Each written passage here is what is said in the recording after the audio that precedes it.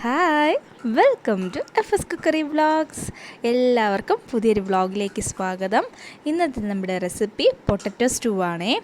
ബ്രേക്ക്ഫാസ്റ്റിനും ഡിന്നറിനും ഒരുപോലെ ചെയ്തെടുക്കാൻ പറ്റുന്ന എളുപ്പത്തിലുള്ളൊരു കറിയാണ്. അപ്പോൾ അതെങ്ങനെയാണെന്ന് നോക്കാവേ. അതിനാവശ്യമായിട്ടുള്ള സാധനങ്ങൾ: 2 സവാള വേണം, മീഡിയം സൈസിലുള്ളത് മതി. പിന്നെ 2 ഉരുളക്കിഴങ്ങ്, അതുപോലെ ഇഞ്ചി, വെളുത്തുള്ളി, പച്ചമുളക്. ഇതെല്ലാം ഒന്ന് കഴുകി വൃത്തിയാക്കിയിട്ട് അരിഞ്ഞെടുക്കാവേ. ഞാൻ എല്ലാം അരിഞ്ഞെടുത്ത് കൊണ്ടുവന്നിട്ടുണ്ട്. ഇനി നമുക്ക് ഇഞ്ചിയും വെളുത്തുള്ളിയും കൂടെ ഒന്ന് ക്രഷ് ചെയ്തെടുക്കണം. അപ്പോൾ അത് ക്രഷ് ചെയ്തെടുത്തിട്ട് കൊണ്ടുവരാം. അതിനുശേഷം അടുപ്പ് കത്തിച്ച് കൊടുക്കുക. അതിലേക്കൊരു കുക്കർ വയ്ക്കുക.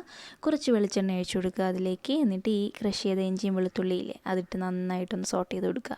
നന്നായിട്ട് ഇളക്കിയതിന് ശേഷം ഇതുപോലെ അതിൻ്റെ റോ സ്മെല്ലൊക്കെ മാറി വരുമ്പോൾ അതിലേക്ക് കുറച്ച് കറി ലീവ്സും കൂടെ ഇട്ട് കൊടുക്കാം. ഈ ഇഞ്ചിയും വെളുത്തുള്ളി ഇടുന്ന സമയത്ത് ലോ ഫ്ലെയിമിലാക്കിയിട്ട് വേണം ഇടാനേ, ഇല്ലെങ്കിൽ കരിഞ്ഞു പോകും കേട്ടോ. അപ്പോൾ ഇതുപോലെ ഇളക്കി കൊടുത്ത് എല്ലാം റെഡിയാക്കിയതിന് ശേഷം നമുക്ക് നമ്മൾ അരിഞ്ഞ് വെച്ചിരിക്കുന്ന ഉള്ളിയും അതുപോലെ തന്നെ പച്ചമുളകും കൂടി ഇട്ട് ഇതുപോലെ നന്നായിട്ടൊന്ന് ഇളക്കി കൊടുക്കാം. അല്ലെങ്കിൽ കുറച്ചുകൂടെ ഉപ്പ് കൂടെ ഇട്ട് കൊടുക്കണേ, അപ്പോൾ പെട്ടെന്ന് നല്ലതുപോലെ വാടിക്കിട്ടും.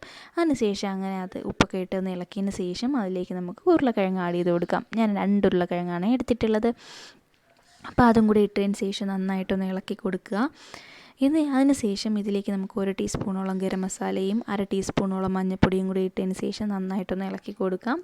മഞ്ഞൾപ്പൊടി ഇടണമെന്ന് ഒരു നിർബന്ധമില്ല കേട്ടോ, അത് തികച്ചും ഓപ്ഷണലാണ്.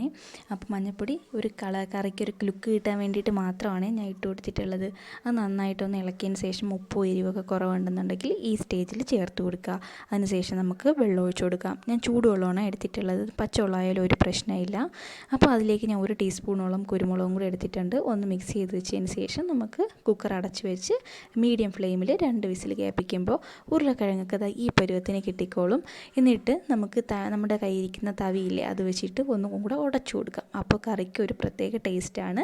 അപ്പോൾ എല്ലാവരും ഒന്ന് ചെയ്ത് നോക്കുക. അതിനുശേഷം നമുക്ക് 1 കപ്പ് തേങ്ങ എടുക്കുക. അതിലേക്ക് ഒരു 1/4 കപ്പിന് താഴെ വെള്ളം എടുത്തതിന് ശേഷം മിക്സിയിലിട്ടൊന്ന് അടിച്ചിട്ട് നമുക്ക് തേങ്ങാപ്പാൽ ഇതുപോലെ പുഴിഞ്ഞെടുക്കാം. അതിനുശേഷം നമ്മുടെ ഈ കറിയിലേക്കൊന്ന് ചേർത്ത് കൊടുക്കുക. തേങ്ങാപ്പാൽ ചേർത്തതിന് ശേഷം ഈ കറി ഒന്ന് ചൂടായാൽ മാത്രം മതി. അതിന് ശേഷം ഫ്ലെയിം ഓഫ് ചെയ്യുക.